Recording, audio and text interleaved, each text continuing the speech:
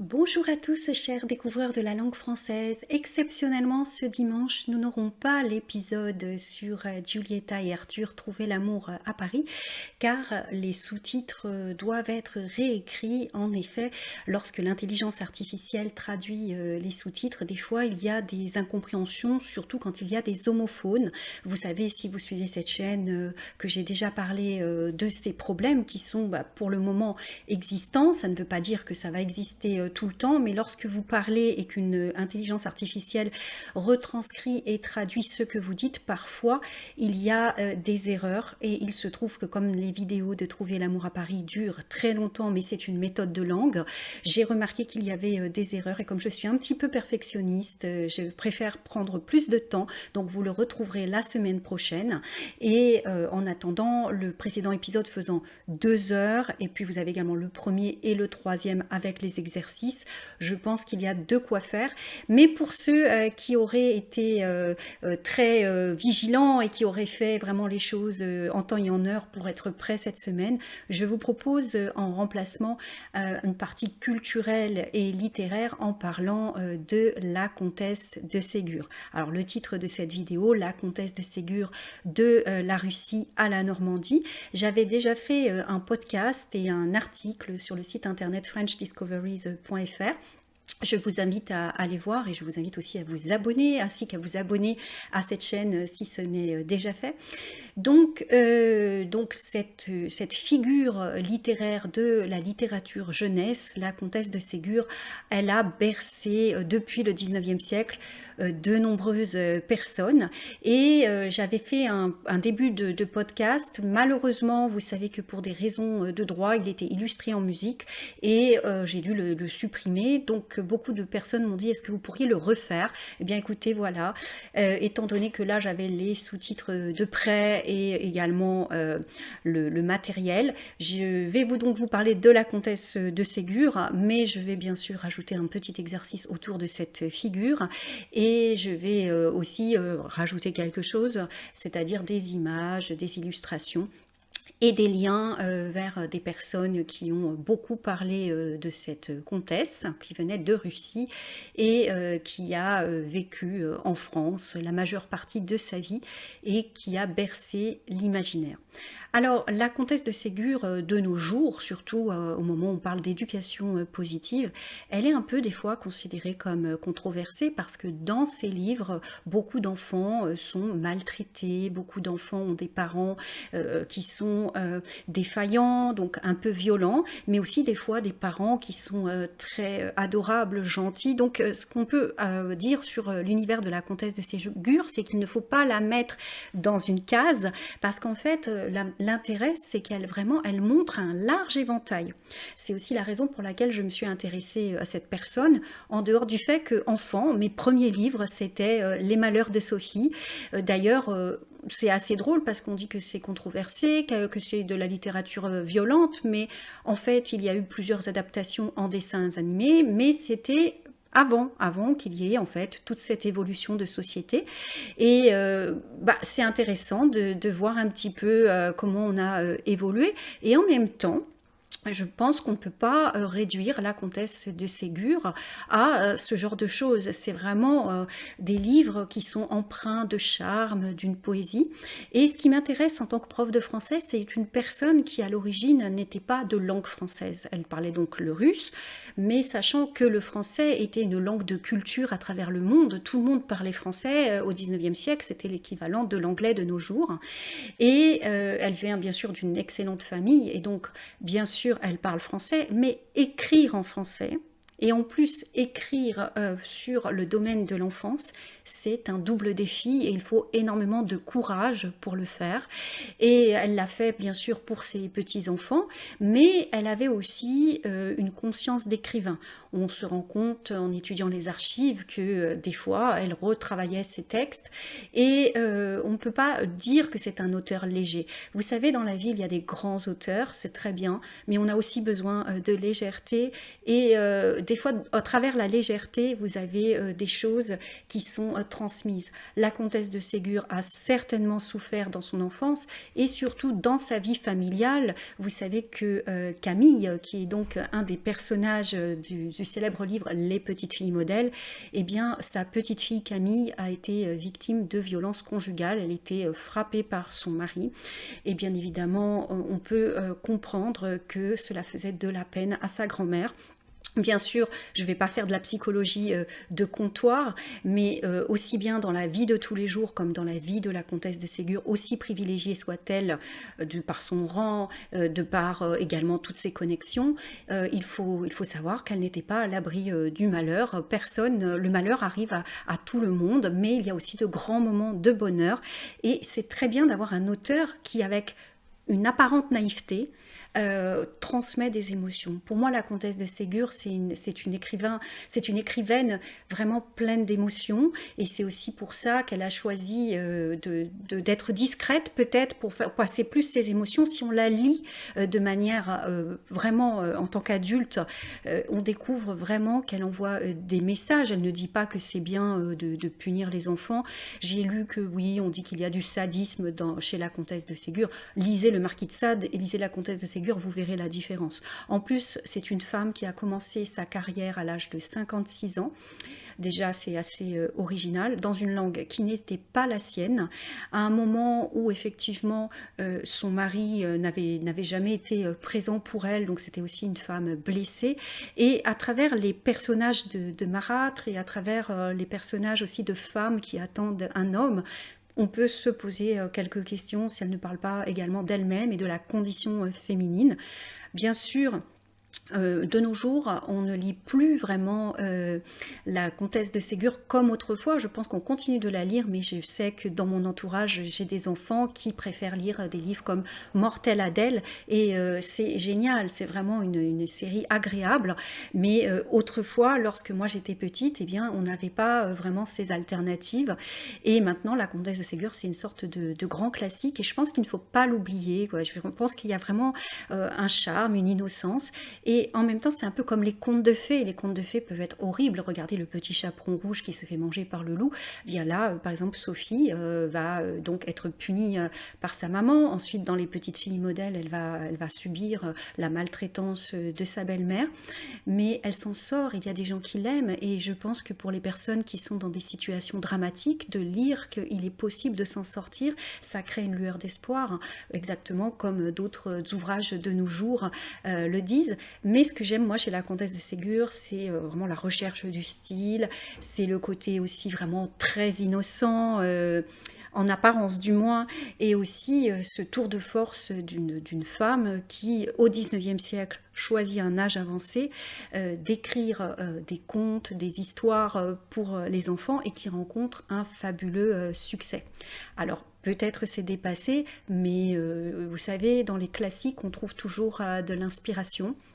Et aussi, donc, comme je vous ai dit, dans sa vie personnelle, aussi bien par rapport à elle que par rapport à ses petites filles, on trouve des choses qui font écho dans notre époque, et je pense qu'il faut continuer de la lire et ne pas du tout la mettre de côté. Voilà, c'est un auteur important de la littérature jeunesse, et qu'on peut même lire en tant qu'adulte avec un regard neuf. Donc voilà, j'espère que ce podcast vous donnera envie d'en savoir un petit peu plus sur elle, et puis de lire un peu ses œuvres. Il y a des personnes, donc j'ai mis les références, qui ont fait des énormes travaux sur elle. J'ai pas envie de répéter, de copier.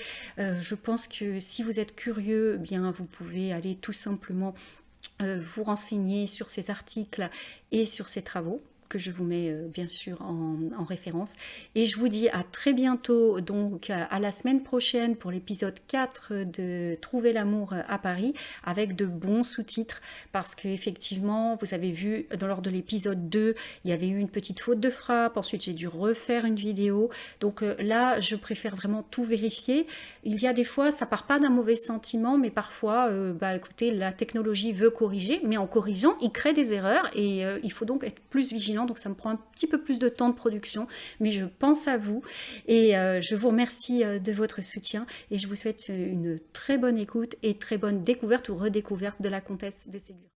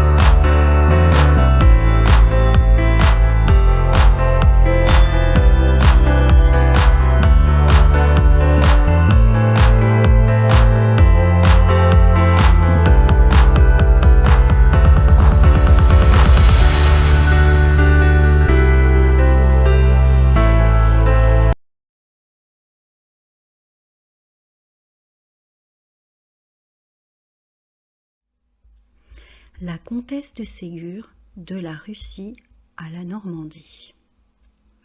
Les malheurs de Sophie, les petites filles modèles, Mémoire d'un âne, L'auberge de l'ange gardien. Autant de livres qui ont bercé l'enfance de nombreux enfants. Si la comtesse de Ségur est connue en France, c'est sans doute en dehors de son talent d'écrivain, parce qu'elle est publiée dans une collection de livres diffusés absolument dans tout le territoire, y compris dans les supermarchés. Il s'agit de la Bibliothèque Rose. Si vous êtes français, vous connaissez certainement cette bibliothèque. La Bibliothèque Rose a été inventée sous le Second Empire en 1856 par les éditions Hachette et elle s'adresse aux enfants entre 6 et 12 ans, c'est-à-dire entre l'âge où ceux-ci commencent à lire en autonomie. Elle est en fait dédiée pour une collection jusqu'à l'adolescence où la bibliothèque verte prend le relais grâce à ses récits d'aventure. Les titres classiques de la bibliothèque verte semblent destinés davantage aux garçons, même si de nos jours cela ne veut plus rien dire. Des classiques comme Michel Strogoff de Jules Verne ou Belle et Sébastien de Cécile Aubry, pour ne citer que cela, intéressent aussi les filles et sont publiés dans la bibliothèque verte. La bibliothèque verte a été créée plus tardivement que la bibliothèque rose. Elle a été créée en 1923, donc elle a 102 ans, et la comtesse de Ségur ne figure pas dans celle-ci. La comtesse de Ségur figure dans la bibliothèque rose, donc pour les enfants entre 6 et 12 ans. Il faut dire que les écrits de la comtesse de Ségur sont champêtres, ses aventures domestiques. Du coup, on va associer ces récits à des histoires pour petite fille, mais c'est une erreur, car elle avait écrit pour tous ses petits-enfants et dans le tas, elle avait aussi des petits-fils. Même si, nous en reparlerons plus tard, Camille de Malaret, sa petite fille, était sa préférée. On a eu longtemps cette idée fausse que les récits de la comtesse de Ségur étaient propices aux activités de type temps calme. Le feu couve pourtant sous la glace et c'est ce qui va être reproché plus ou moins gentiment à ses écrits plus tard. Comme nous adorons parler d'édition à French Discovery Magazine, nous précisons que les ancêtres de la bibliothèque rose et de la bibliothèque verte étaient les livres illustrés pour enfants, puis la bibliothèque des chemins de fer. Au XIXe siècle, les voyages en train se démocratisent, mais ils sont longs et inconfortables. Et les enfants sont difficiles à occuper. Pour les distraire, une série de livres fut donc créée. Cette initiative de l'éditeur Hachette connut un très grand succès. Il y avait déjà ce qu'on appelait des romans de gare et puis également des livres pour les adultes. Eh bien, les enfants aussi avaient envie de lire et de se distraire pendant ces longs voyages en train. La comtesse de Ségur a débuté sa carrière d'écrivain à 56 ans, ce qui est peu banal. C'est une grande aristocrate, elle est grand-mère et elle vit retirée dans son château de Normandie, près de la commune de l'Aigle, non loin de Dreux, dans l'Orne. Elle commence à écrire pour ses petits-enfants et elle envoie ses manuscrits à l'éditeur Hachette à l'âge de 56 ans, après avoir fait éditer à compte d'auteur ses nouveaux contes de fées. Alors vous voyez, de nos jours, il y a des aspirants écrivains qui commencent par l'auto-édition. Eh bien, il faut savoir que des auteurs aussi influents et des auteurs qui sont classés dans les classiques comme la comtesse de Ségur ont eux aussi commencé par l'auto-édition avant de contacter un éditeur et d'être publiés. Et en plus, elle le commence à un âge avancé puisque, je vous le rappelle, elle a 56 ans. Hachette, donc l'éditeur, est enthousiaste et le premier livre à paraître sera Les petites filles modèles. Et on va dire que c'est le premier de ce qu'on va appeler une trilogie de Fleurville. Donc la trilogie de Fleurville comporte 3 volumes, Les petites filles modèles, Les malheurs de Sophie, Les vacances. Dans l'ordre, il faut d'abord lire Les malheurs de Sophie, ensuite Les petites filles modèles et Les vacances. Alors d'autres livres vont suivre et vont connaître des succès éditoriaux sans précédent, de l'âne Cadichon en passant par Pauvre Blaise ou le général d'Auraquine, qui est sans doute inspiré de son propre père. Tout un univers est créé par la comtesse de Ségur dont l'imagination fertile n'a rien à envier à celle de nos auteurs actuels pour la jeunesse. Sauf que la comtesse de Ségur n'est pas du tout polissée et elle dit les choses qui de nos jours ont un peu de mal à passer parce que ses écrits sont le témoignage d'une époque où les enfants étaient traités en petits adultes et où les valeurs morales étaient plus présentes qu'aujourd'hui. Si à la mort de la comtesse, son fils, monseigneur Gaston de Ségur, qui était un homme religieux, a brûlé toutes les lettres de sa mère, alors il faut savoir que cela se faisait à l'époque pour éviter les indiscrétions, néanmoins nous avons encore toute une riche collection de lettres que la comtesse de Ségur a envoyées à son éditeur et ça nous permet d'en savoir un petit peu plus sur elle. Je pense que monseigneur Gaston de Ségur voulait faire les choses correctement pour préserver la mémoire de sa maman.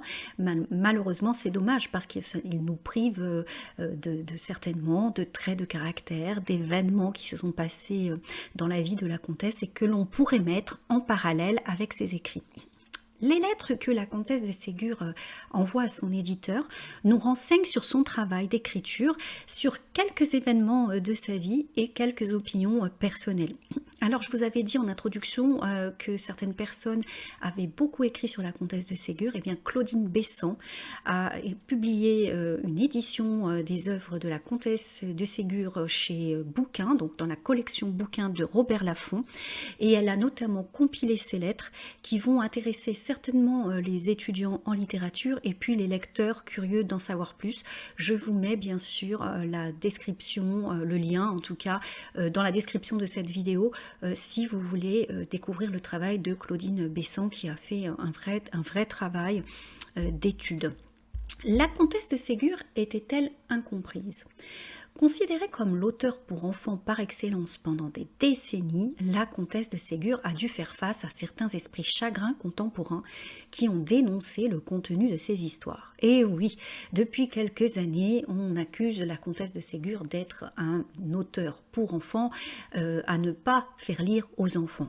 Pourquoi? Eh bien parce que dans ces livres, il y aurait beaucoup trop d'enfants, beaucoup trop de femmes fouettées, beaucoup trop de sadisme, de cruauté, d'injustice et de personnes qui prendraient du plaisir à être injustes et cruelles. Ceci est notre interprétation actuelle et nous n'avons aucune preuve qu'à l'époque où la comtesse de Ségur a écrit ce qu'elle a écrit, cela avait la même signification. Il est toujours très dangereux d'interpréter hors du contexte et dans une autre époque des écrits et de leur faire dire et de les interpréter dans un sens d'autant plus qui est de mon point de vue injuste, puisque encore une fois elle n'a pas laissé de traces montrant qu'elle était sadique et qu'elle prenait du plaisir à raconter des histoires d'enfants martyrisés, mais les esprits étriqués se mettent à critiquer l'éducation des personnages parce que ceux-ci deviennent de bons enfants à travers d'épreuves et parfois des punitions qui sont jugées barbares ou gratuites. Il y a de nombreux scandales, même de nos jours, où on découvre que toute une génération d'enfants a été élevée, comme on dit, à la dure. Donc c'est une expression française, est élevée à la dure. C'est vrai que les châtiments corporels existaient autrefois aussi bien dans les familles qu'à l'école. Je ne pense pas, je sais que dans les familles, bien sûr, c'est de moins en moins le cas, mais malheureusement, les faits divers et les journaux nous rappellent que cela n'a pas disparu.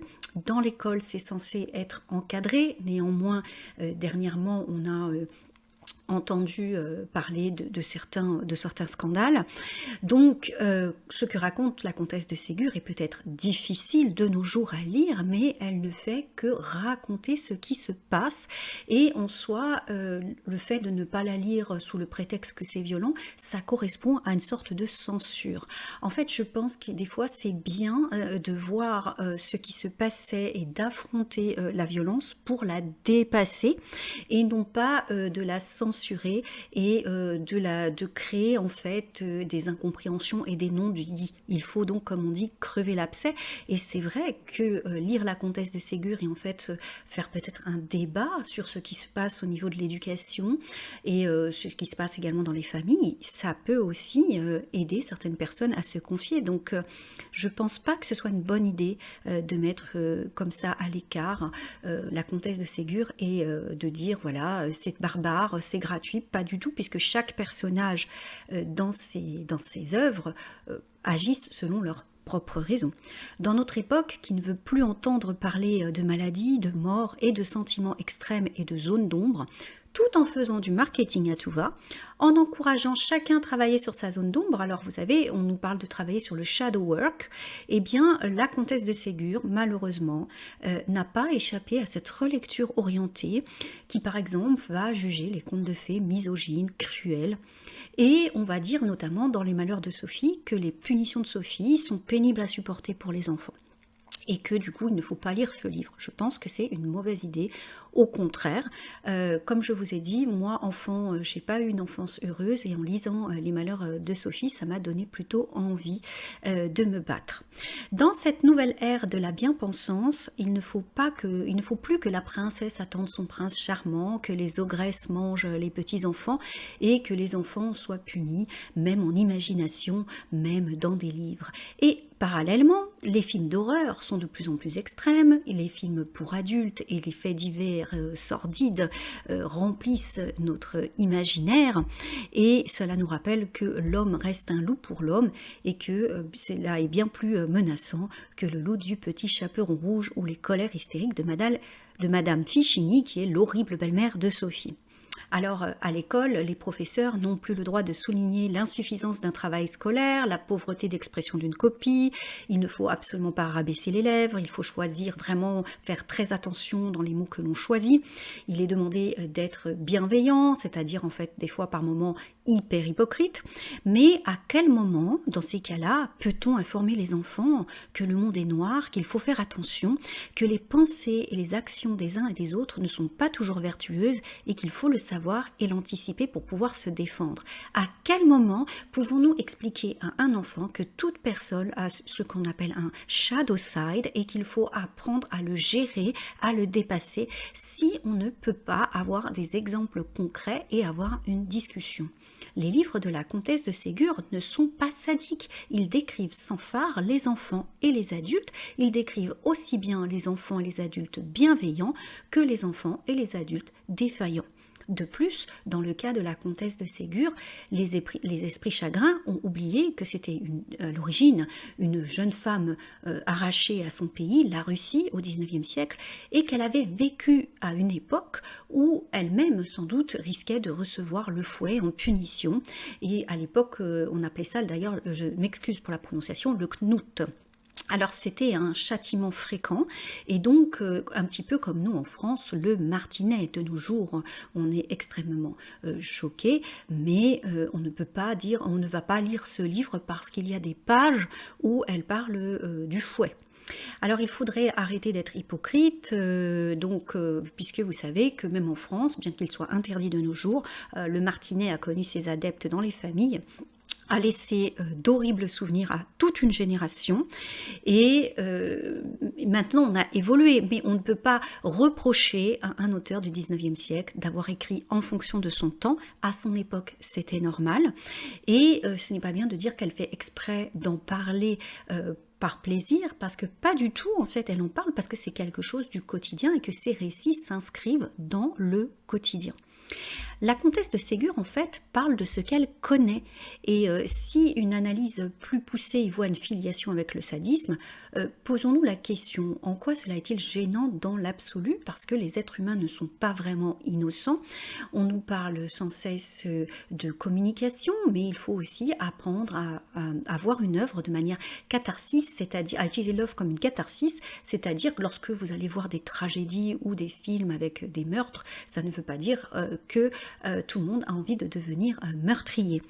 L'enfance, c'est en plus une période où on apprend à se canaliser, à canaliser le ça pulsionnel grâce au surmoi, et ce genre de livre permet justement à l'enfant d'explorer et de canaliser le ça. Ça peut bien sûr être une lecture accompagnée avec un parent, avec un enseignant, et en fait, on voit que c'est quand même sublimé dans des écrits d'une grande qualité, et les gens qui comparent le Marquis de Sade avec la comtesse de Ségur, c'est vraiment exagéré, parce que ça l'a strictement rien à voir, et je veux bien croire qu'autrefois on était un peu plus laxiste, mais pendant laxiste ou un petit peu dérangé selon certains, mais on n'a pas pu laisser passer pendant tant de temps les écrits de la comtesse de Ségur si c'était quelque chose de négatif. Et d'ailleurs relisez-les, vous verrez qu'il y a un charme, certes suranné, ça ne vaut pas, moi j'adore une série qui s'appelle Mortel Adèle, oui ça n'a pas cette saveur et ce plaisir que je peux avoir en lisant Mortel Adèle,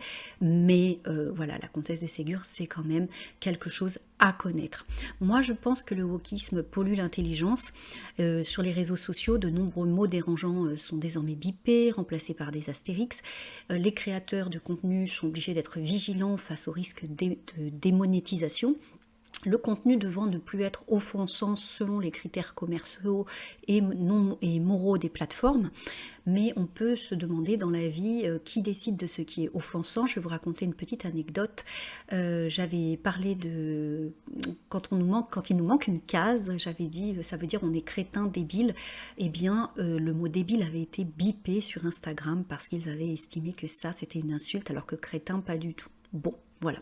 Alors il ne faut pas confondre règlement commercial, conditions générales d'utilisation et la vraie vie. Les mots ont une connotation, parfois une connotation qu'on leur attribue dans une société qui lit de moins en moins, avec un appauvrissement du vocabulaire, avec une lecture orientée. Et j'ai vraiment beaucoup de mal à comprendre comment, par exemple, des livres ou des films comme 50 nuances de Grey ont pu être promus avec un petit sourire grivois. Et par contre, on va dire, oh là là, la comtesse de Ségur, elle parle de choses indécentes. Bah écoutez, l'indécence, elle peut se situer dans plusieurs thèmes, dans plusieurs domaines. Alors, en fait, il se trouve que la comtesse de Ségur, à l'origine, a écrit pour les enfants, mais aussi pour les adultes, parce qu'on a tous gardé en nous notre enfant intérieur. Les récits d'enfance de la comtesse de Ségur s'adressent autant aux enfants qu'à la part d'enfance présente en chacun de nous. Le charme désuet de ces histoires, son style littéraire qui n'est pas aussi simple qu'on le croit, devrait nous attirer pour redécouvrir ces écrits.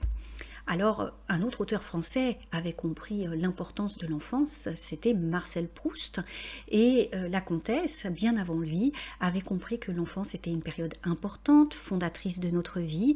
Elle en avait saisi l'éternité, la gravité et l'insouciance, et on peut saluer son courage et son honnêteté de n'avoir pas embelli ses souvenirs, puisque dans Les Malheurs de Sophie, elle parle bien de son enfance, et on doit lui rendre hommage d'avoir appelé un chat, comme on dit. Oui, l'enfance est cruelle et parfois nous croisons des adultes défaillants.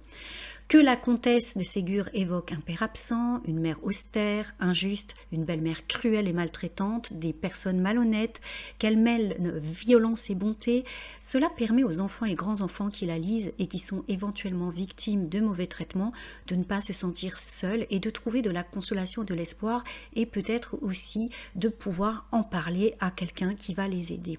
Dans les récits de la comtesse de Ségur, comme dans les contes de fées, tout est bien qui finit bien, la justice est rendue tôt ou tard. Et ça, c'est quelque chose de vraiment merveilleux d'imaginer les méchants sont punis. Et si par hasard les méchants s'en sortent, en fait, dans toutes ces œuvres, le temps finit par les rattraper et les punir. L'enfant est donc vengé, justice est faite.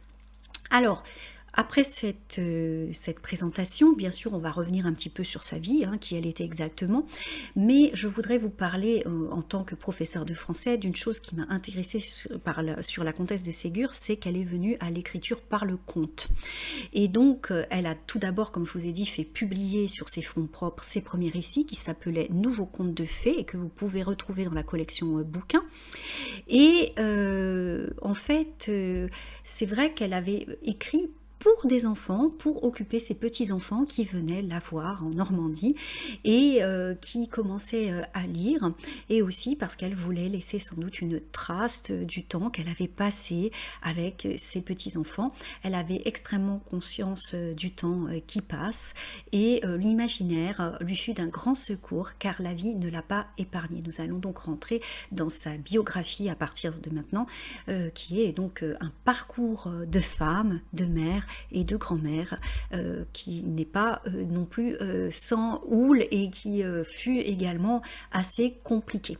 Alors autant ses écrits sont très calmes et domestiques, autant sa vie, vous allez voir, n'était pas complètement, du moins dans sa jeunesse, à l'image de ses récits.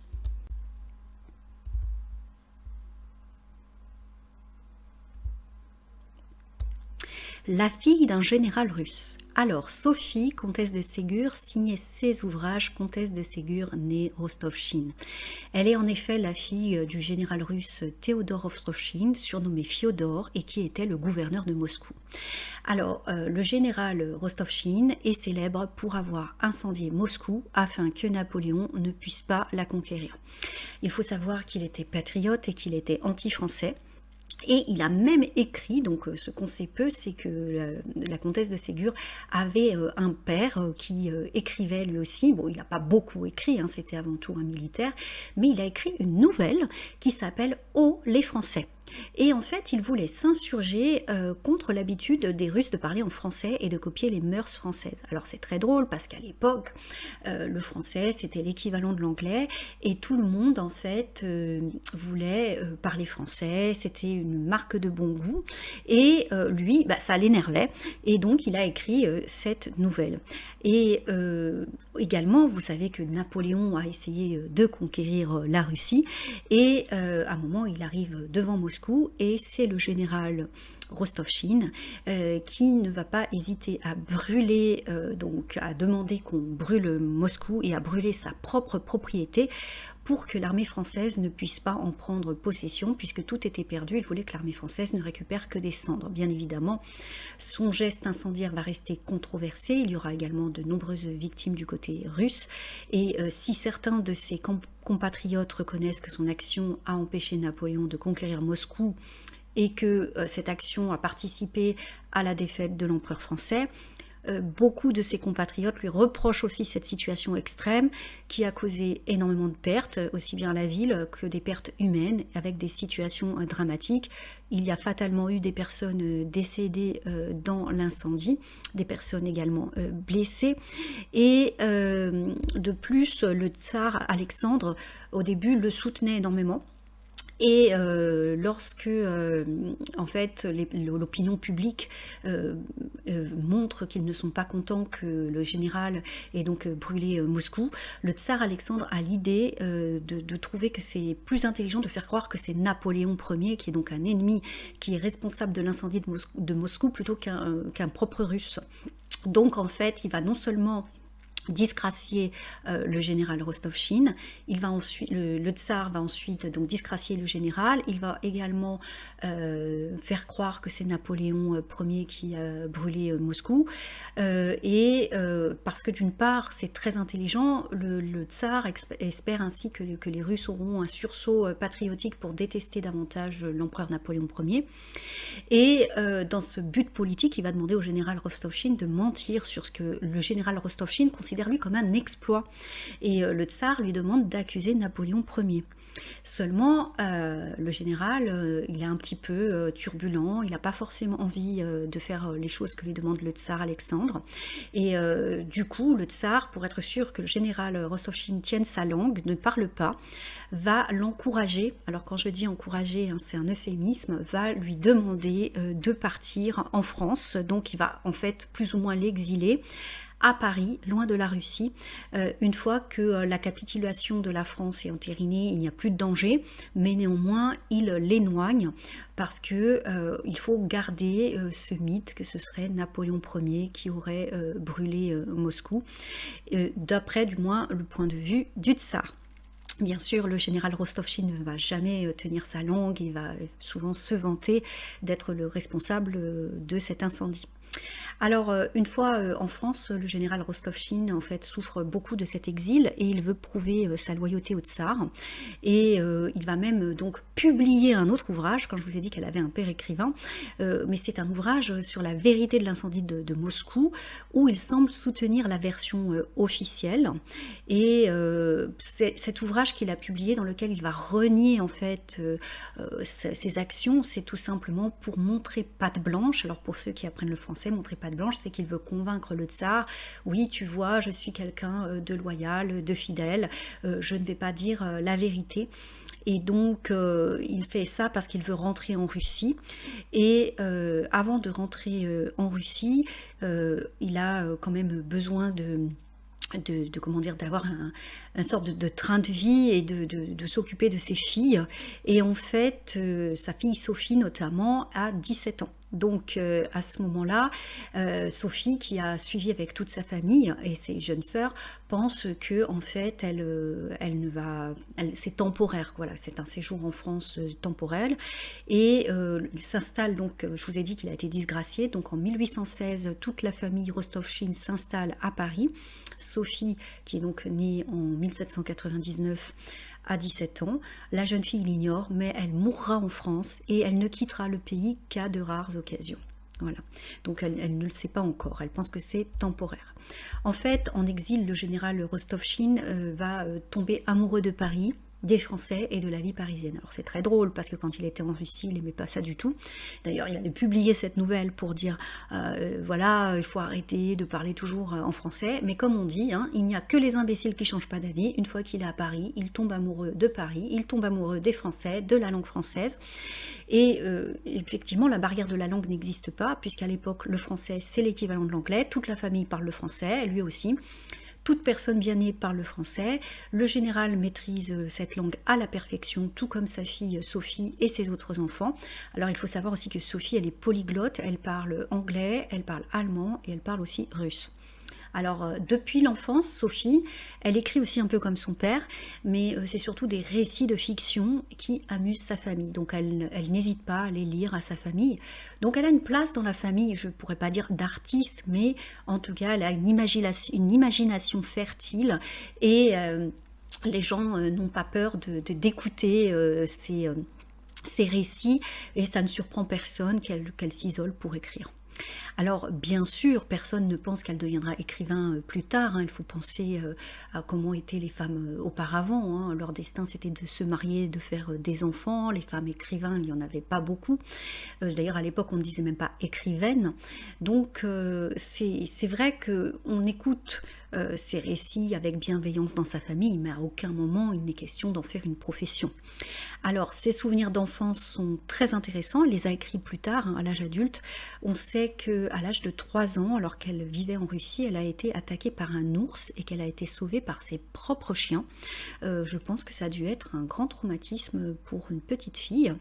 Et puis, sans compter l'exil et la destinée de son père et le fait qu'elle a dû s'adapter à Paris, même si elle avait 17 ans et qu'elle était beaucoup plus grande. Il faut savoir aussi, la religion était très importante à l'époque et la famille est de religion orthodoxe. Et seulement sa maman était catholique. Et en fait, il faut savoir que Sophie a été convertie au catholicisme sans l'accord de son père par sa mère, et que son père était vraiment désespéré de la situation. Et du coup, s'ils reviennent en Russie, ça va être un peu compliqué parce qu'il va falloir qu'elle redevienne orthodoxe. Et le père se dit que si elle se marie en France, où il y a beaucoup de catholiques, finalement, vu qu'ils adorent le pays, que Sophie aussi adore le pays, ça peut être pas mal finalement. Alors il faut savoir que Sophie est très belle, elle a été demandée en mariage à 16 ans, mais sa famille a considéré qu'elle était trop jeune. Voilà, sa maman voulait la garder un petit peu encore avec elle. Et surtout, c'est une éducation familiale dans laquelle on parle de tout. Et Sophie est au courant de ce qui arrivait à son père, et donc elle connaît les effets changeants de la fortune. Elle sait que son père a été disgracié par le tsar, elle sait qu'ils sont en exil, elle sait qu'elle doit s'adapter à une nouvelle vie à l'étranger, et en fait ça ne la dérange pas, parce que c'est comme ce qu'on va voir dans ses écrits. Voilà, on peut parler de tout, il y a une certaine liberté. Et alors, vous savez que le destin est assez drôle, donc à 16 ans, on lui dit que tu ne peux pas te marier, tu es trop jeune, mais 4 ans plus tard, à 20 ans, là c'est possible. Mais elle va être mariée au neveu de l'ennemi de son père. Alors, je m'explique. À 20 ans, Sophie épouse le comte Eugène de Ségur, et ce mariage, c'est une histoire à lui tout seul. Alors, il faut savoir que Eugène de Ségur, c'est le neveu du général Philippe de Ségur, qui était l'aide de camp de Napoléon Ier. Philippe de Ségur, donc, qui devient le beau-père de Sophie, donc qui rentre dans la famille du général Rostovchine, il a été scandalisé par l'incendie de Moscou, et alors il n'imaginait pas un seul instant que la fille de son ennemi allait devenir sa nièce. Il faut savoir aussi que c'est pas l'amour qui va conduire cette union, qui va conduire à cette union, mais les aléas de l'existence. Comme je vous ai dit, la vie est imprévisible et joueuse. Et en fait, Eugène de Ségur, c'est un très bel homme. Beaucoup de femmes les courtisent. Je vous ai dit que Sophie était extrêmement belle, mais Sophie, comme toutes les filles de son époque, est une jeune femme qui est, comment dire, sérieuse, et c'est sans aucune mesure avec la vie, je ne vais pas dire de débauche, mais en tout cas, Eugène de Ségur en a beaucoup profité pendant son célibat. Alors, comme je vous ai dit, ce fameux Eugène de Ségur, extrêmement beau, est le neveu du général Philippe de Ségur. Son père s'appelle Octave, donc Octave de Ségur, et il se trouve que son père, il a un destin beaucoup moins glorieux que son oncle. En fait, Eugène de Ségur, sous ses airs de beau garçon qui profite de la vie, a lui aussi connu un véritable drame.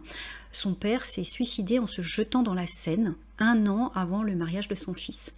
Alors, il faut savoir que le père d'Eugène de Ségur, Octave de Ségur, était une personnalité extrêmement romanesque. Par exemple, plus jeune, il avait disparu suite à un chagrin d'amour, il avait fait une sorte de fugue, et ensuite, il a fait une sorte de dépression nerveuse, et il s'est tué en se jetant dans la Seine. Et 1 an plus tard, son fils donc épouse Sophie Rostovchine, et en fait c'est une alliance, d'une part parce qu'ils ont le même âge, qu'ils ont un rang de fortune équivalent, et qu'aussi ils ont, comment dire, bon, ils sont jeunes, ils sont beaux, donc en âge de fonder une famille. Seulement, ça c'est l'extérieur, parce qu'à l'intérieur, leur culture, leur opinion, leurs histoires familiales sont totalement différentes, je vous ai dit, donc par cette alliance, en fait, les ennemis se retrouvent mariés les uns avec les autres. Et puis, côté caractère et aspiration, les époux, c'est comme de l'eau et de l'huile. Alors, Eugène de Ségur, il est fidèle et citadin. Alors, pour lui, Paris, la ville. Et elle est fidèle, elle l'attend. Et elle est très romanesque, et surtout en France, elle est tombée sous le charme de la campagne, et notamment d'une région en particulier, qui est la Normandie. Et son mari, qui lui n'aime que Paris, va lui offrir un domaine en Normandie qui s'appelle le domaine des Nouettes, près de la commune de l'Aigle, en Normandie. Et la comtesse de Ségur, qui malheureusement doit attendre beaucoup son mari, au bout d'un moment va se dire, plutôt que l'attendre en pleurant à la maison à Paris, pourquoi je ne l'attendrai pas dans ma propriété, dans la nature, là où je me sens heureuse. Et voilà, son mari ne jure que par Paris, mais très vite, vous vous doutez bien, lui va mener une vie indépendante à Paris, tandis qu'elle mènera une autre vie indépendante et puis plus tard artistique en écrivant ses œuvres en Normandie. Donc le château des Nouettes, c'est un très très beau château. À l'époque, il a été même dessiné par le fils de la comtesse de Ségur, monseigneur Gaston de Ségur, donc son fils est rentré dans les ordres, et c'est une image du domaine public, et vous voyez que c'est une bâtisse imposante, il y a beaucoup de verdure, exactement tout ce qui plaisait à Sophie. Alors pardon, j'ai fait une petite erreur, ce n'est pas son mari qui lui a offert le château des Nouettes, c'est son papa, c'est le général Rostopchine qui lui a offert le château le 1er janvier 1820 pour ses 21 ans. Et en fait, elle va garder ce domaine toute sa vie. Elle va juste le vendre 2 ans avant sa mort, à 73 ans, pour des raisons qui sont familiales. Il y a eu beaucoup de revers de fortune parmi ses descendants. Et puis aussi les personnes qui auraient pu continuer à habiter au château des Nouettes, eh bien en fait visiblement n'y retournaient pas, et donc c'est vrai qu'il était plus intéressant de le vendre. Et pourtant ce château, c'est un château dans lequel c'est le château dans lequel elle va écrire, élever ses enfants, recevoir ses petits-enfants et traverser le siècle. Alors c'est une existence, lorsque son mari lui reste à Paris et elle est en Normandie, c'est une existence qui peut paraître monotone, mais en fait il n'en est rien, parce que la comtesse Ségur, elle conçoit son univers romanesque, elle est donc extrêmement occupée en tant qu'artiste, et lorsqu'elle va se mettre à écrire, certes à 56 ans, elle commence tard, mais elle va être extrêmement productive. Alors, en attendant son mari qui est volage, donc volage, c'est-à-dire qu'il n'est pas fidèle, elle vit à la campagne, elle s'occupe de ses enfants, et elle va tisser avec ses enfants des liens tellement forts que ceux-ci préféreront toujours la compagnie de la comtesse de Ségur à celle de leur père. Et plus tard, quand eux-mêmes auront des enfants, ils confieront leurs propres enfants à leur maman, et grand-mère Sophie va recevoir ses petits-enfants dans son château, elle va leur raconter des histoires, et elle va décider de publier ces histoires, et elle va subitement gagner pas mal d'argent avec ces publications, alors que c'était pas du tout son objectif. Et ce qui est aussi admirable dans le parcours de cette femme, qui était sans doute bien sûr fréquent aussi pour les épouses de l'époque, c'est qu'elle va rester loyale au comte de Ségur. Non seulement elle ne va pas le tromper, mais en plus à la fin de sa vie, celui-ci va se rendre compte de la femme admirable qu'il a attendue toute sa vie. Il va faire amende honorable, c'est-à-dire qu'il va s'excuser, il va regretter ses infidélités et ses absences, et il va donc la rejoindre, et il va passer les quelques années qui lui restent auprès d'elle. Donc on peut dire que la comtesse de Ségur a été extrêmement patiente, et finalement elle a obtenu ce qu'elle souhaitait. Alors il existe beaucoup de témoignages sur la comtesse de Ségur, mais il reste de nombreuses zones d'ombre sur son mari Eugène, donc il vient d'une famille, comme vous avez vu, avec quelques problèmes, donc on ne connaît pas beaucoup de choses sur l'enfance de ce mari. On sait que son père Octave a été sous-préfet, qu'il a été aussi traducteur de romans anglais pour faire vivre sa famille. Donc vous voyez, il y a aussi de la littérature quelque part du côté du mari, tandis que l'oncle Louis-Philippe connaissait la gloire auprès de Napoléon. Donc on voit quand même que Sophie, elle a épousé une famille illustre, mais une famille illustre qui a eu aussi des soucis, tout comme elle en a eu. Et on voit que c'est quelque chose qu'on retrouve dans ses romans, c'est-à-dire il y a des choses horribles, mais il y a aussi des choses positives. Il y a de l'adversité et il y a du succès.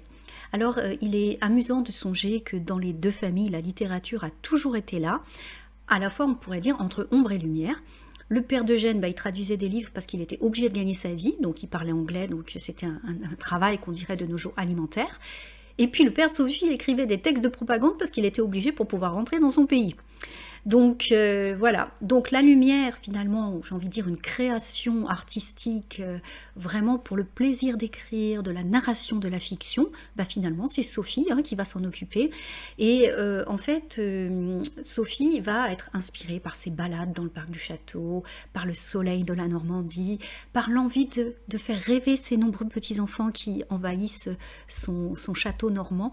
Et donc c'est vraiment une démarche, quand je vois qu'aujourd'hui elle est critiquée et qu'on dit que c'est un auteur sadique, c'est vraiment une réécriture de ce qu'elle voulait transmettre. En fait, c'est tout simplement une grand-mère qui décide de laisser une trace à ses enfants en leur permettant de découvrir des histoires, en parlant de moralité et en racontant aussi ses souvenirs d'enfance. Certes, l'enfance était cruelle à cette époque, mais est-ce que l'enfance n'est toujours pas cruelle de nos jours, hein? Voilà, donc il ne faut pas s'empêcher de lire La Comtesse de Ségur. Nous allons voir à présent la suite de son existence. Que s'est-il passé exactement à partir du moment où elle va décider de devenir un écrivain? Alors, je me rends compte que je ne vous ai pas parlé de ces dates, pour ceux que ça intéresse. Elle est née le 1er août 1789 à Saint-Pétersbourg et elle est morte le 9 février 1874 à Paris et non pas en Normandie. Et elle avait donc 75 ans. Et voilà, donc il faut savoir que la trilogie de Sophie, qu'on appelle aussi la trilogie de Fleurville, comporte donc, si vous voulez lire dans l'ordre, Les Malheurs de Sophie, Les Petites Filles Modèles et Les Vacances. Je vous invite vraiment à lire ça dans l'ordre parce que c'est intéressant de voir aussi Sophie à plusieurs âges. Et aussi, souvent, je me fais la réflexion, la comtesse de Ségur, qui écrit ça alors que c'est une grand-mère, elle s'adresse un petit peu à son enfant intérieur aussi, lorsqu'elle parle des malheurs de Sophie et quelque part aussi lorsqu'elle parle de maltraitance et puis de solitude et puis de bêtises. Il y a quand même une part, c'est vraiment dommage qu'on n'ait pas accès à l'ensemble de sa correspondance qui a donc été brûlée, mais il y a quand même aussi un travail sur le regard qu'on a sur soi-même quand on est enfant qui est intéressant. Notamment, je pense que pour les personnes en thérapie, la relire, surtout les personnes qui ont souffert dans leur enfance, je pense que ça peut être éclairant, intéressant. Et voilà.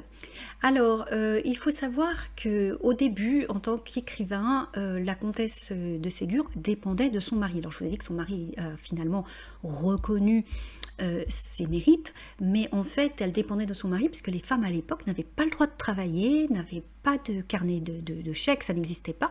Et en fait, c'était son mari qui donnait l'autorisation des droits d'exploitation.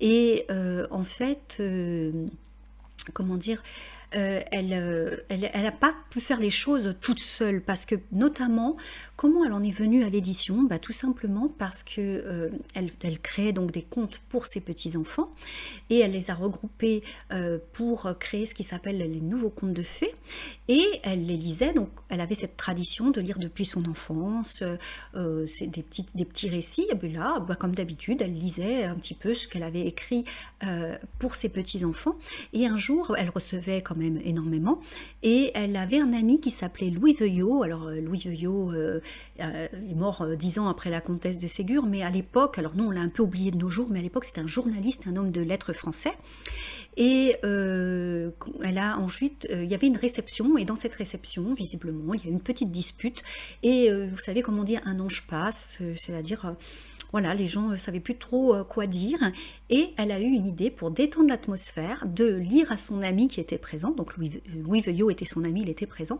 Elle lui a dit, tiens, je vais te lire ce que j'ai écrit ça pour mes petits-enfants, qu'en penses-tu? Et alors lui, il a été enthousiasme total, il avait donc des connexions chez Hachette, et donc à l'époque, la maison d'édition, vous savez, avait été fondée par Louis Hachette en 1826, et en fait, il connaissait donc il connaissait le fondateur, il connaissait la maison d'édition. Il dit, mais il faut absolument publier ça, il faut absolument le partager. Et c'est ainsi qu'elle est rentrée dans une démarche éditoriale. Alors, il y a une autre croyance qui dit que ce serait en fait son mari, donc Eugène de Ségur, qui avait notamment parmi toutes ses fonctions celle de président de la Compagnie des chemins de fer de l'Est. Et comme je vous ai dit, à l'époque, on avait besoin de vendre des livres pour occuper les enfants et les adultes aussi. Et en rencontrant Louis Hachette lors d'une réunion, Louis Hachette lui aurait dit, je chercherai de la littérature pour distraire les enfants, donc quelque chose un petit peu du même type qu'on fait des romans de gare, des romans pour distraire les voyageurs adultes. J'aimerais faire une sorte de bibliothèque des chemins de fer, mais voilà, il ne savait pas trop comment s'y prendre. Et puis ils ont une discussion, et Eugène de Ségur lui dit, bah, écoute, ma femme est très douée en littérature, elle a déjà écrit pas mal de choses, et il aurait organisé une rencontre.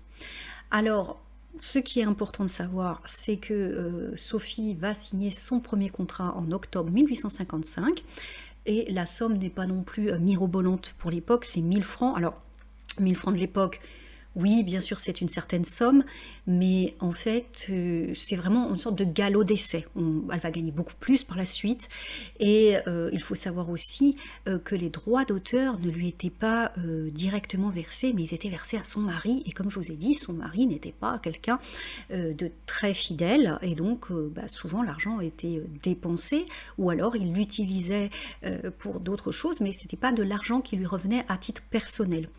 Et il se trouve qu'on fait un essai donc avec ces nouveaux contes de fées, et ces nouveaux contes de fées vont avoir un grand succès. Donc on va dire que on dit à Sophie, il faut que tu écrives. Et là, elle a une idée, c'est qu'elle va composer un ouvrage pour chacun de ses autres petits-enfants. C'est pour ça que quand vous lisez les livres de la comtesse de Ségur, il y a toujours A, donc une dédicace, et puis elle explique si c'est mon petit-fils, ma petite-fille, avec le nom. Donc voilà, elle reste toujours dans sa thématique d'écrire pour ses petits-enfants, et du coup ça la force à créer une histoire différente pour chacun de ses petits-enfants qui avaient chacun une personnalité différente. Alors à l'époque, comme je vous ai dit, c'est les hommes qui décidaient de tout, donc Eugène de Ségur a accordé à Louis Hachette le monopole de la vente, c'est-à-dire que en fait la comtesse de Ségur est liée à la maison d'édition Hachette, elle ne peut pas publier ailleurs, et en fait donc dans les gares, pour les livres pour enfants, il y a donc une sorte d'exclusivité, on va trouver uniquement des ouvrages de la comtesse de Ségur. En 1860, Louis Hachette va avoir l'idée de créer cette fameuse bibliothèque rose dont je vous ai parlé en début du podcast, et c'est dans cette collection que seront désormais publiés tous les ouvrages de la comtesse de Ségur. Alors il y a des variations graphiques avec les périodes. Moi je sais qu'à mon époque, dans les années 70, il y avait de magnifiques couvertures fuchsia de la bibliothèque rose, mais que dans d'autres éditions des années 60, c'était plutôt rose pâle. Bon.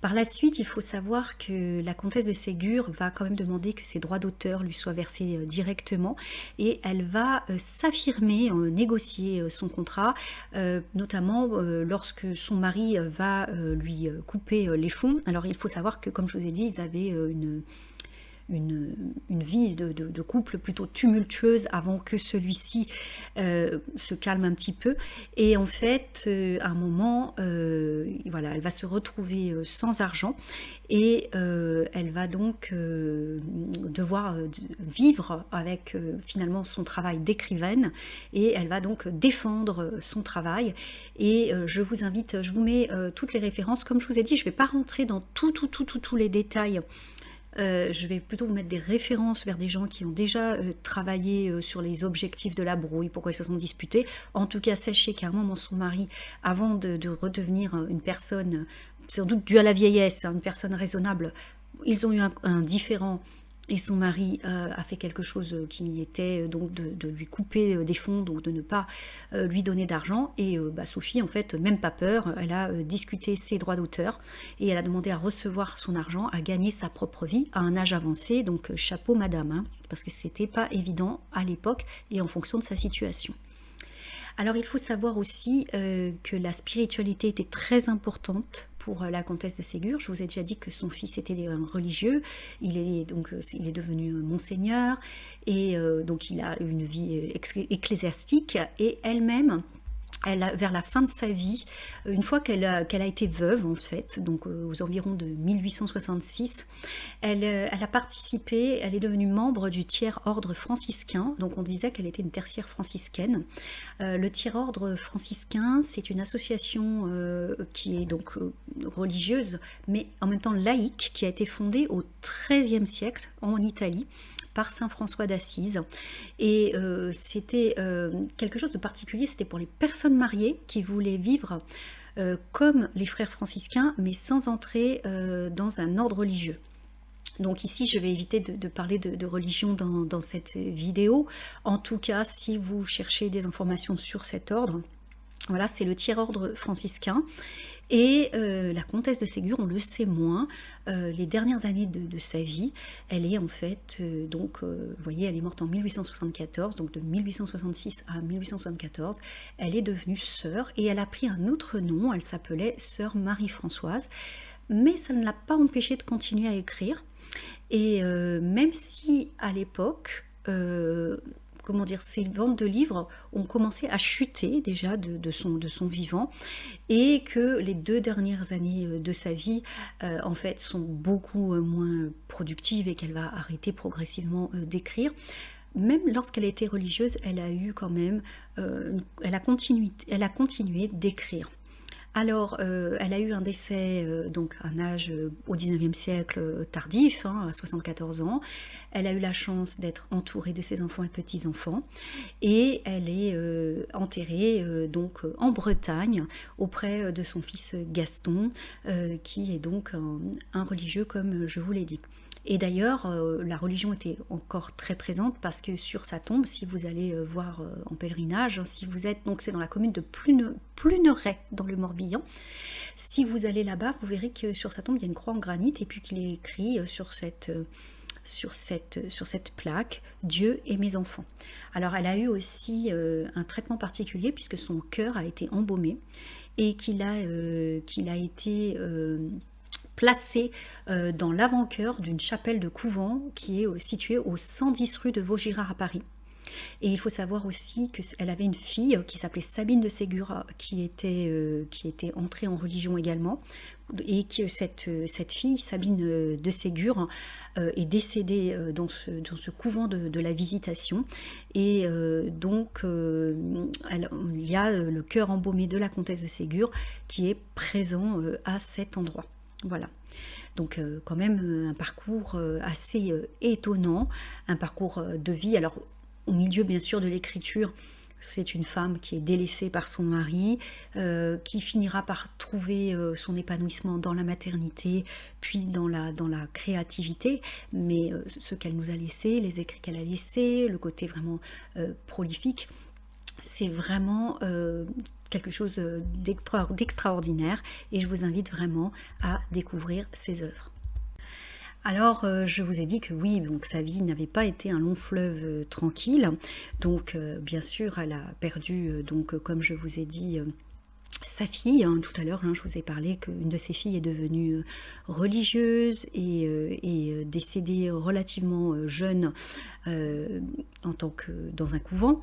Et je vous ai dit que son mari n'était pas forcément proche, et je vous ai dit que son fils était devenu un religieux et surtout il est devenu aveugle et en fait ça a été documenté, le moment où en fait il va lui annoncer, donc Louis Gaston de Ségur va annoncer à sa mère qu'il est devenu aveugle, qu'il ne voit plus rien, et elle va essayer de transmuter cette souffrance qu'elle a pour son fils avec le personnage de l'aveugle Juliette dans le livre Un bon petit diable, qui est un très bon livre et que je vous conseille de lire et qui a été également adapté au cinéma. Alors ça date un peu, mais il y a une version avec Jean-Claude Brialy et l'actrice Alice Sapritch qui est pour moi la meilleure adaptation de ce film, de ce livre à ce jour.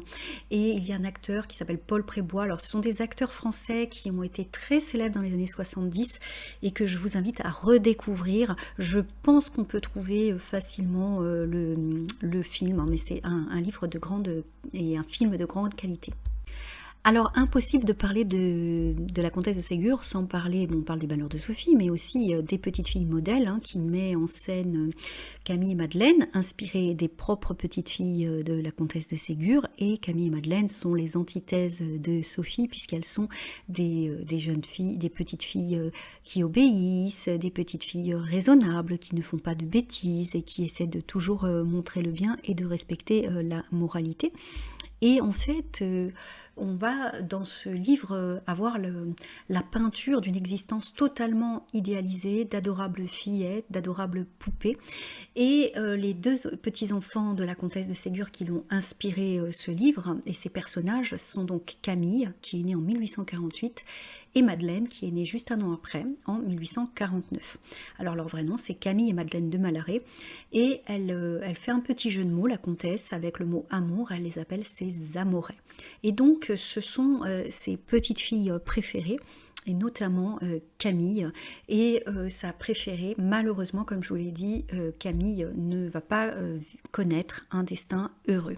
Alors il faut savoir que Camille et Madeleine ont été élevées en grande partie aux Nouettes, donc dans le château de la comtesse de Ségur, et elle s'en est énormément occupée, et en plus ce sont des petites filles qui adorent la nature, qui adorent les grandes promenades, qui aiment se promener, monter à cheval, et elles tissent avec leur grand-mère un lien vraiment privilégié. Et en fait, elles ont la chance toutes les deux d'avoir des grand-mères formidables, puisque également avec leur grand-mère paternelle, elles vont avoir vraiment de très bons souvenirs d'enfance. Alors cette fois-ci, c'est pas en Normandie, mais c'est à proximité du canal du Midi, dans le sud. Elles ont eu toutes les deux donc une enfance vraiment idyllique, et j'ai envie de dire dans lesquelles elles étaient protégées, peut-être protégées à l'extrême, et avec des parents qui en fait ne les avaient peut-être pas suffisamment informés des dangers de la vie. Alors il faut savoir que leurs parents sont très très occupés. Le père de Camille et Madeleine est donc un diplomate, il s'appelle Paul de Malaret, et sa mère s'appelle Nathalie, et elle est dame d'honneur de l'impératrice Eugénie. Donc l'impératrice Eugénie était la femme de Napoléon III, et en fait ces gens-là étaient extrêmement occupés. Bien sûr, elles ont été éduquées par leur grand-mère en Normandie, mais à un moment, pour des raisons d'éducation, elles ont été envoyées dans le fameux couvent des oiseaux en Normandie, à l'angle de la rue de Sèvres et du boulevard des Invalides. Et elles sont très vite lancées dans les soirées mondaines parisiennes, vous savez, les premiers bals qu'on organisait, surtout au moment où les jeunes filles doivent être mariées. Et en fait, il se trouve qu'elles ont chacune leur personnalité. Camille est extrêmement sensible, Madeleine aussi, mais Madeleine est vraiment intéressée par la religion. Bon, il faut dire que la religion, comme je vous l'ai dit, était très présente dans la famille, mais voilà, elles ont toutes les deux, en fait, j'ai envie de dire, un comportement qui n'est pas le bon comportement pour le mariage. Mais néanmoins, Camille, qui est plus romanesque que sa sœur, va se marier très jeune avec un soi-disant marquis qui s'appelait Léon Ladurot. Elle va avoir un très très beau mariage en 1868. Et d'ailleurs, il va être considéré, ce mariage qui va être, on dit, célébré en grande pompe, c'est-à-dire un mariage qui va être célébré de manière, vraiment avec beaucoup de faste, avec beaucoup de réceptions, voilà, et bien c'est un des derniers grands événements du règne de Napoléon III, donc énormément de succès. Oui, mais très vite, les deux époux ne s'entendent pas. Et Léon Ladurot est un soi-disant marquis, ce qui est dans la noblesse un très bon titre, mais en réalité, on n'a pas de preuve qu'il est vraiment marquis. En tout cas, il est intéressé plus par la fortune que par la jeune fille. Il va dépenser tout son argent et il va être infidèle. Mais encore le fait d'être infidèle, c'était quelque chose qui était assez fréquent dans les couples, surtout en cas de mariage arrangé.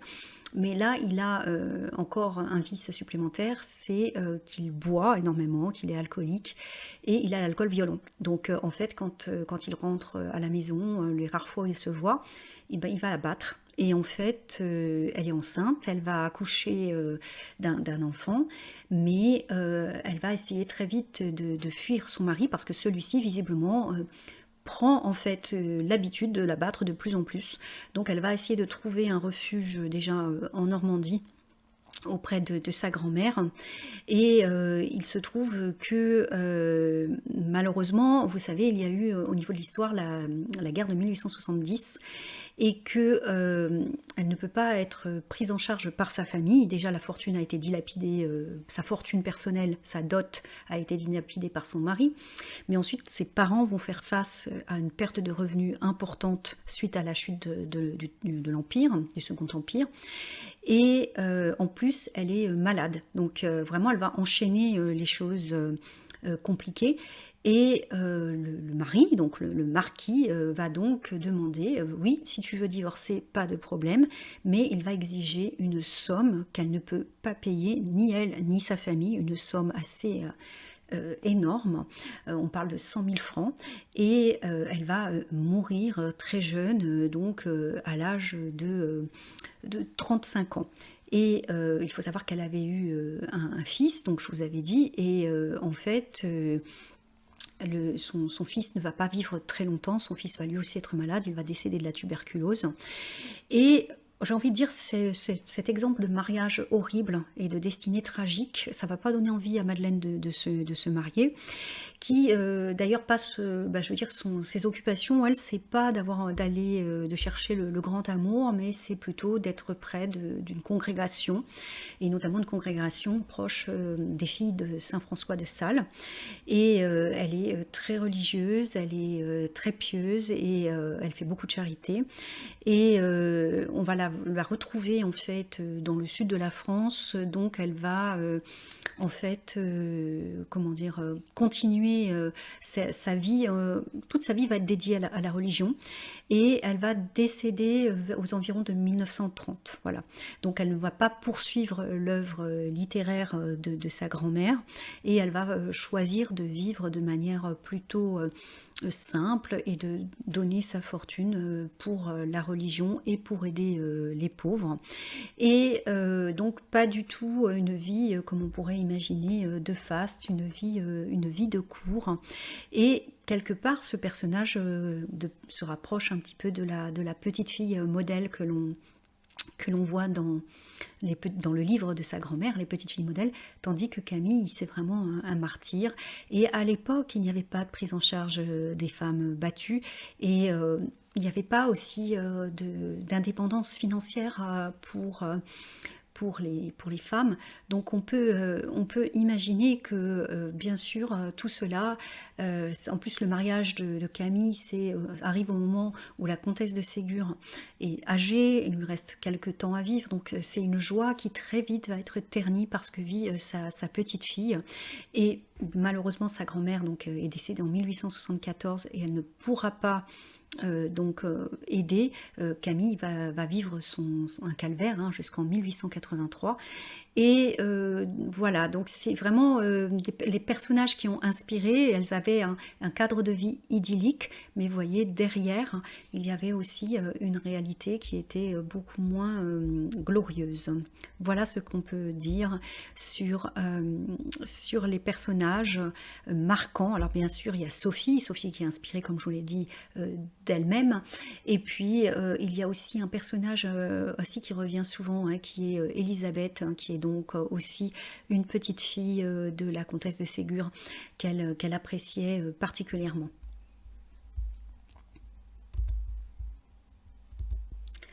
Alors justement, pour finir sur une note positive, parmi les personnages, donc vous avez un personnage important qu'on retrouve aussi bien dans les petites filles modèles que dans, comment ça s'appelle, les vacances, c'est le personnage de Marguerite. Ben, en fait, Marguerite, à l'origine, elle devait s'appeler Élisabeth, parce qu'elle voulait, Élisabeth, c'est Élisabeth de Fresnault, qui est donc en fait une petite fille de la comtesse de Ségur, et en fait l'ouvrage avait déjà été mis sous presse, avait déjà été préparé pour l'édition, et lorsque la comtesse de Ségur a voulu changer en disant non c'est pas Marguerite mais c'est Élisabeth, et bien en fait c'était un petit peu trop tard, donc c'est pourquoi en fait on n'a pas pu voir plus tôt Élisabeth Fresnault, donc qui est morte, vous voyez, elle est née en 1851, elle est morte en 1944. Il faut imaginer que c'est une personne qui est la petite fille de la comtesse de Ségur et qui a traversé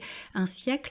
Et je ne sais pas si vous imaginez toutes les innovations technologiques qu'a dû connaître une personne née en 1851 et qui est décédée en 1944. C'est incroyable. Et donc, en fait, puisqu'elle n'a pas pu être présente, parce que comme Camille et Madeleine, la comtesse de Ségur lui a dédié en fait cet ouvrage. Et en fait, elle voulait par là lui montrer qu'elle pensait à sa petite fille. Et alors, par contre, pourquoi je vous dis qu'on va finir sur une note plus vertueuse, parce que en fait Élisabeth en fait a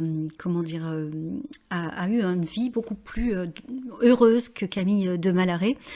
Donc Camille de Malaret, sa petite fille préférée, elle a vécu donc un mariage horrible et une séparation dramatique, tandis que Élisabeth, eh bien, elle a donné une dernière joie à sa grand-mère, parce qu'elle s'est mariée avec un homme dont elle était folle amoureuse et qu'il aimait beaucoup, qui s'appelait Jean de Moussac, un homme qui était charmant, un militaire, qui était riche, et comme on dit hein, dans les contes de fées, ils vécurent heureux et eurent beaucoup d'enfants.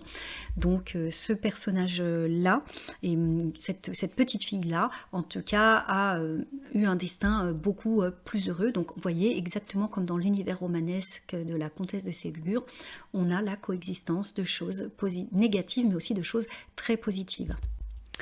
Alors, je vous avais parlé du fait que la comtesse de Ségur, on ne connaissait pas beaucoup de choses de sa vie parce que son fils avait brûlé ses lettres. Néanmoins, une partie de la correspondance a échappé, notamment les lettres qu'elle a écrites à son petit-fils Jacques de Pitray et aux parents de celui-ci, le vicomte et la vicomtesse de Simard de Pitray. Jacques a également inspiré un des personnages dans les ouvrages de la comtesse de Ségur, même pas seulement un, plusieurs personnages. Donc à chaque fois que vous voyez écrit Jacques, en fait, elle fait référence à son petit-fils, parce qu'elle mettait donc ses petits-enfants présents dans ses ouvrages. Et lorsque vous lisez ces lettres de la comtesse de Ségur, c'est assez touchant parce qu'on voit toute la tendresse en tant que grand-mère pour ses petits-enfants, et aussi l'attachement qu'elle avait et les échanges. Voilà, c'est vraiment ça. Pour les adultes, j'ai envie de dire, ça se lit même plus volontiers que les Malheurs de Sophie, si vous les avez déjà lus.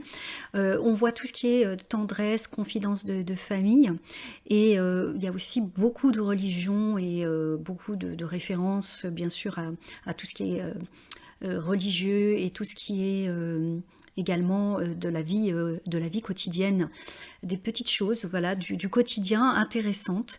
Et voilà, je vous invite à découvrir ce livre qui a été édité en format Kindle et que je trouvais très intéressant. Voilà, c'est une compilation de lettres, et je pense que heureusement que ces lettres existent, parce que le fait de brûler toute une correspondance, c'est vrai que c'était une coutume, mais pour nous qui nous intéressons un petit peu aux personnages historiques ou qui voulaient en savoir davantage sur le contexte d'écriture, c'est ce genre de documents.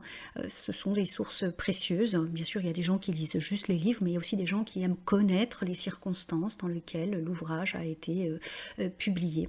Donc voilà, ces lettres sont vraiment des lettres où on voit qu'il y avait quand même une bonne dynamique familiale. C'est plutôt réjouissant, c'est quelque chose de joyeux à lire.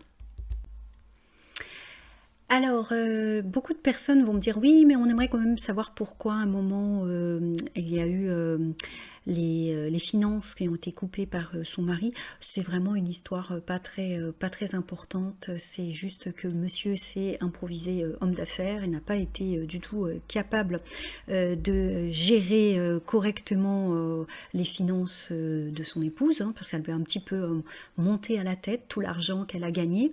Et il a été blessé, je pense, dans son ego. Et donc, ils se sont disputés. Et à un moment, c'est lui qui décidait de l'argent qui était versé ou pas. Et du coup, suite à ça, en fait, ça l'a un petit peu énervée et elle a pris son indépendance. Et elle a donc décidé que ses droits d'auteur lui soient versés. Et en 1872, elle a vendu donc le château qui lui avait été offert par son père. Elle s'est retirée à Paris d'une part pour être plus proche de sa congrégation religieuse. Et donc aussi, ce que je vous ai pas dit, je vous ai parlé donc voilà de ce château des Nouettes qui a été vraiment le terrain en fait où elle a été heureuse, dans lequel elle a écrit. Alors il faut savoir que c'est une demeure qui a été construite au 19e siècle, donc qui était complètement neuve hein, quand on lui a offert lorsqu'elle était très jeune pour ses étrennes. Vous imaginez si votre père vous offre en cadeau pour le 1er janvier, il vous offre une bâtisse de ce type, hein. Je vous invite à aller voir la magnifique bâtisse et à la visiter. Et c'est une bâtisse qui a un peu de goût classique, c'est-à-dire ça qui rappelle un petit peu un domaine qu'ils avaient à Voronovo en Russie. Et c'est un domaine, le domaine de Voronovo était un domaine important pour Sophie parce que c'était le domaine de son enfance. Et en fait, quand son père, donc le général Rostovchine, a vu cette propriété en Normandie, ça lui a rappelé leur propre propriété. Et c'est vrai que Sophie était donc très très triste et malheureuse au début de son mariage parce que son mari la trompait. Et le fait d'avoir ce château à disposition qui lui rappelait des souvenirs d'enfance, eh bien lui a donné courage. Et puis c'est le lieu où ont donc été accueillis cette grande famille et ses petits-enfants et ses enfants. Alors depuis 1930, ce bâtiment en fait est la propriété du département de l'Orne et il accueille aujourd'hui un institut médico-éducatif et pour le visiter il faut obtenir une autorisation spéciale et vous avez par contre à côté juste à côté, donc, il y a un ancien presbytère qui est donc à côté de l'église. Et en fait, là, vous avez un musée qui est consacré à la comtesse de Ségur. Donc, c'est ça que vous pouvez visiter parce que la maison en elle-même donc héberge un institut médical. Et bon, les personnes qui se peuvent être amenées à le visiter, avoir une autorisation spéciale, vous pensez bien, c'est des personnes qui vont faire des reportages, des personnes qui font aussi des études sur la comtesse de Ségur.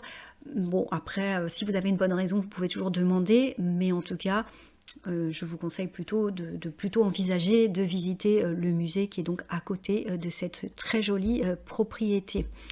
Alors, il faut savoir aussi, donc je vous avais parlé d'Elisabeth Fresno, et donc qui était le gendre de la comtesse de Ségur, donc le papa d'Elisabeth, celle qui aura un bon destin par rapport à Camille de Malaret. Et il avait acheté un château en Bretagne qui s'appelait Carmadio. C'est un château fin 18e siècle.